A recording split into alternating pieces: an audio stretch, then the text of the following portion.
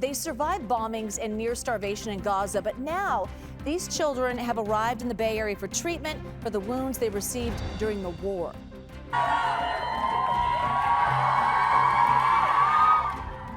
We'll meet the volunteers and doctors making sure they get the care they need. We've been working on their cases for over a year now to try to get them definitive care here in the U.S. A Richmond school shuttered over toxic conditions last year is finally getting a much-needed makeover from the ground up. We'll hear from the parents who pressured the district to make it happen. There's still, a lot of heaviness to this win. We shouldn't have to have gone through all this to get this done. And later, home sweet home for the Valkyries. We're live from Valhalla as fans welcome back their squad from a tough 5-game road trip.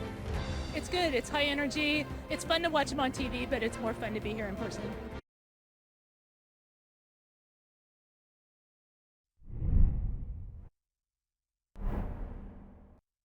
Good evening. We start with breaking news right now. A ground stop has been issued for United Airlines flights at several major airports. So the airline's citing a technology issue right now.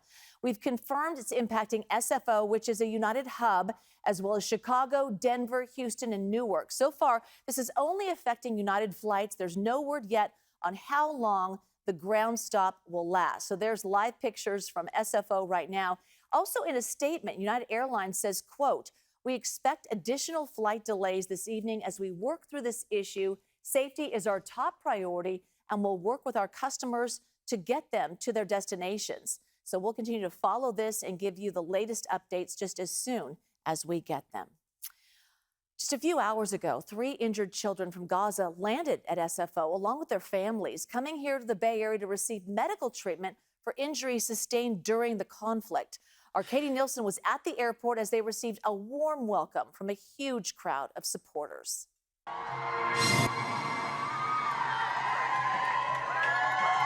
It was an emotional and exciting welcome for the children and their families, greeted by volunteers and also the doctors who helped coordinate their treatment, like Dr. Mohammed Soubey. Our goal really is to provide them with the best care we can to give them, the best opportunity at healing. He's an emergency room doctor in the South Bay and went to Gaza twice in the past few years as a healthcare volunteer. That's where he met 6-year-old Hazal, 8-year-old Enis, and 14-year-old Leanne. I haven't seen them for almost a year. And so this is a big reunion for me personally as, not as their doctor, but as just like, as a good, very close friend. All 3 children were injured in separate bombings in Gaza, with Hazal and Enis both suffering traumatic leg injuries, and Leanne dealing with severe burns and shrapnel embedded in her foot and leg. Some of them have orthopedic injuries that really require multiple complex surgeries, rehabilitation, and as you can imagine, with the annihilation of the healthcare infrastructure in Gaza, this is not possible. We cannot do this on the ground in Gaza. The number of children in Gaza that currently need significant medical care is in the tens of thousands. So it is absolutely not something that the healthcare system there can accommodate. The group Heal Palestine helps children and their immediate family members come to the U.S. on medical visas. They find private donors to pay all their medical bills, plus host families who can offer places to stay close to the hospitals. The first issue that will be addressed for all of the kids is malnutrition. We have nutritionists and various other specialists on board to see how we can really give them the best chance at maximizing this treatment. In addition, the children will receive dental care and mental health services, plus will also have some much-needed downtime just to enjoy being kids. All of them and all of their family members have never seen the world outside of Gaza, which is 2/3 the size of the city of San Jose. The 3 children who arrived here today will all be treated at different hospitals: El Camino, Santa Clara Valley Med Center, and Kaiser Oakland.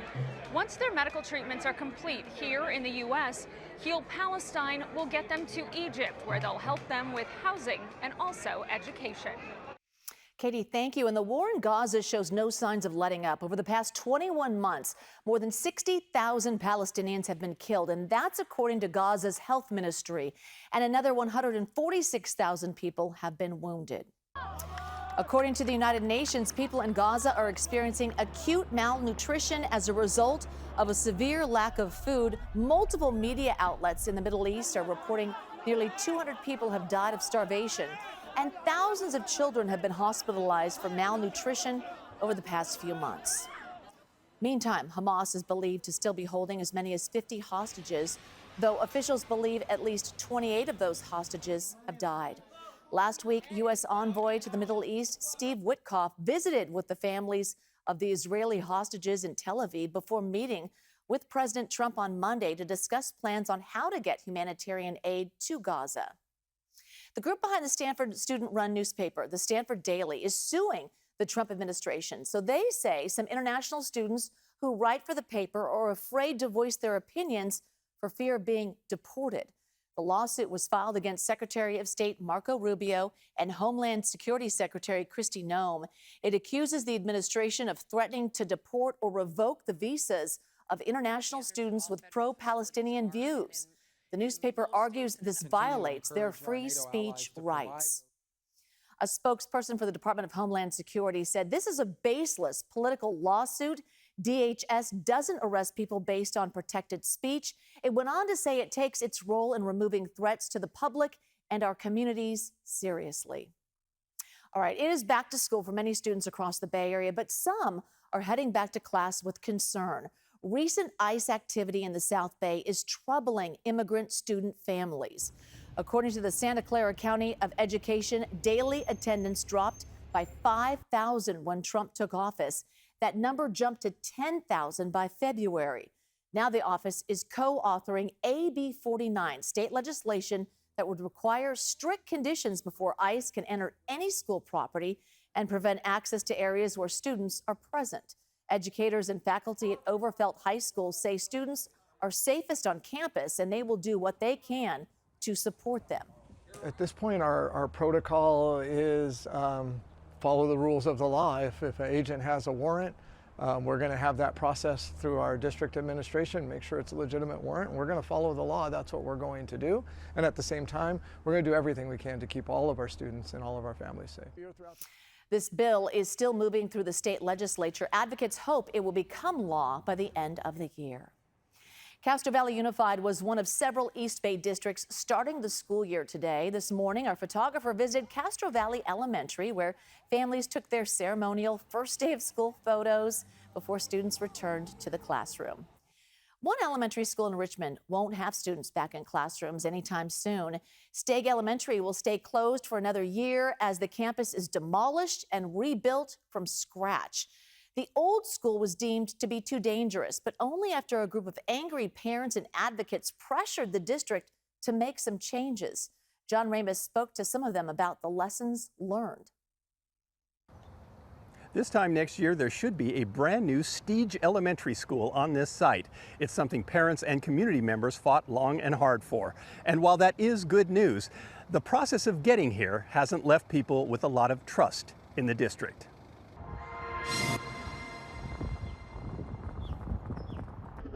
The demolition of Stagg Elementary has already begun, but it won't be an easy process. The old school, built in 1943, is loaded with asbestos and lead paint that will take a lot of time and money to remove safely. But when the new school is built, it will be a dream come true for Lakeisha Mitchell-Keith, who helped spearhead the effort. And just the idea that they will get, these children will get the resources that they deserve and have deserved for decades. I mean, just that opportunity is, it fills me with joy.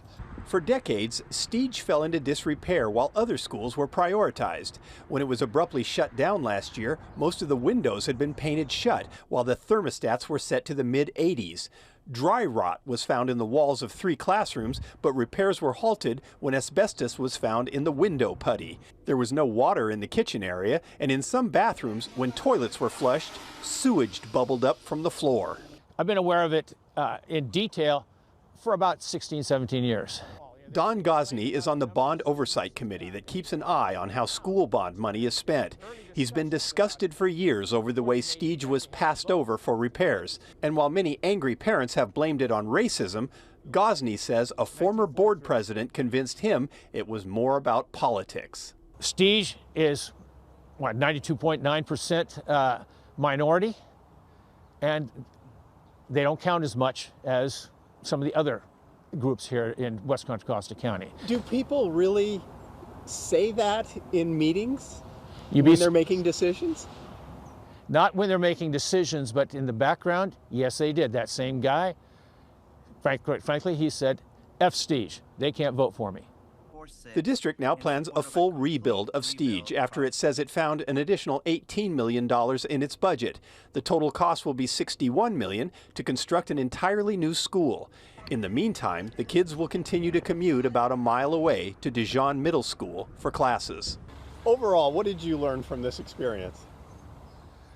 That our elected officials aren't nearly as smart as we would hope they would be. They're not as honest as we would hope they would be. There's not as much transparency in the process as the public demands. Guadalupe Añana got so involved in the fight as a parent that she eventually ran and won a seat on the school board. Even though this is a win, there's still, a lot of heaviness to this win. On the parents' perspective, right? Like, we shouldn't have to have gone through all this to get this done. Do you think the district itself has learned something from this? I hope so. I hope so. And I am there to ensure that, at least with my time, that we are holding people accountable so that we can ensure that this does not happen again. But Lakeisha has decided to take the path of diplomacy.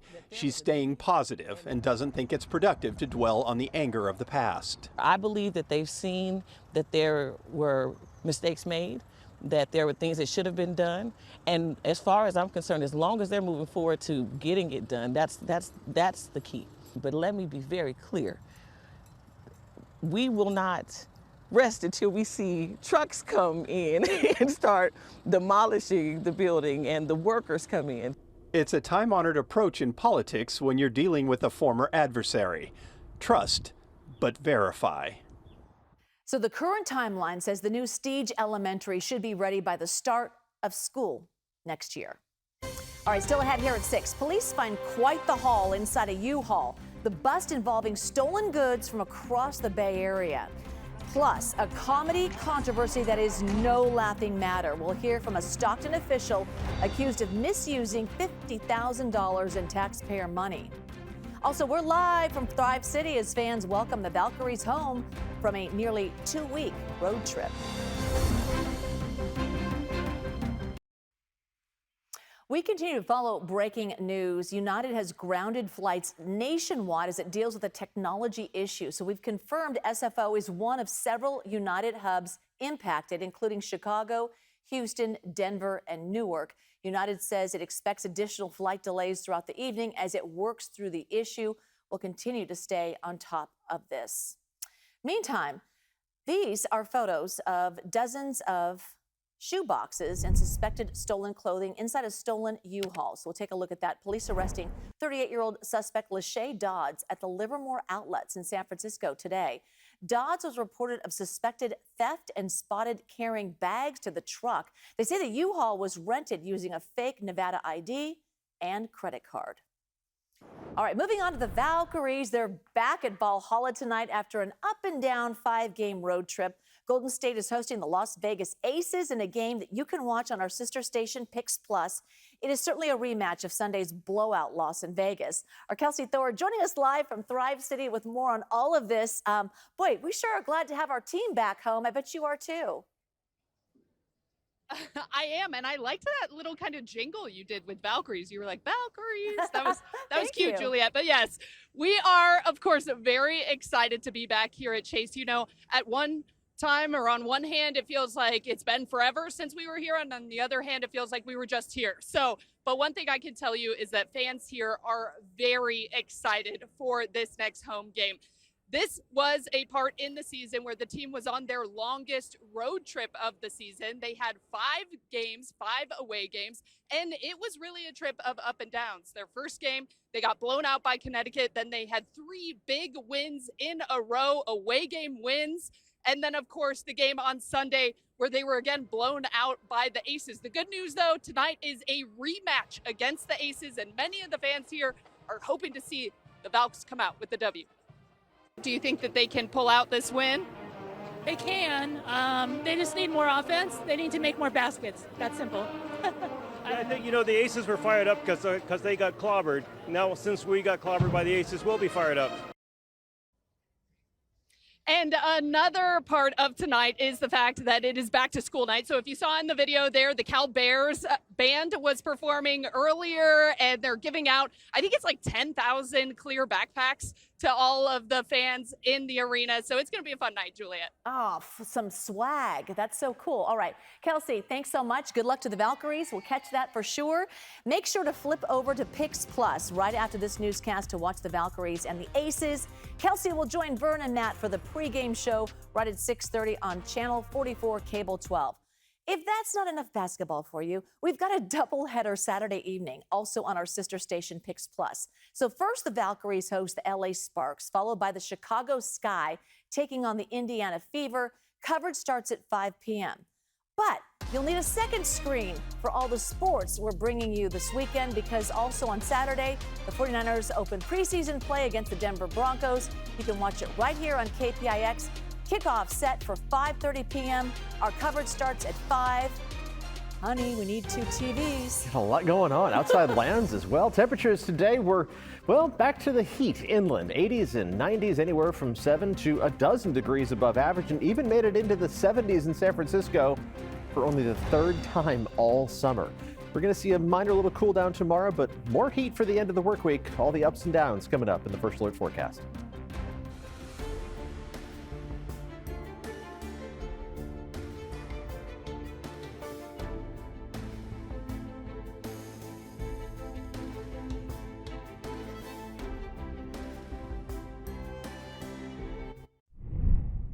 All right, let's get back to our breaking news. We just got word the United ground stop has been lifted at SFO. So SFO spokesperson says United aircraft are starting to depart again. United blamed a technology issue for the ground stop that impacted flights at major hubs nationwide and warned of delays continuing into the evening. But again, United flights are now departing from SFO. Okay, so that's good news.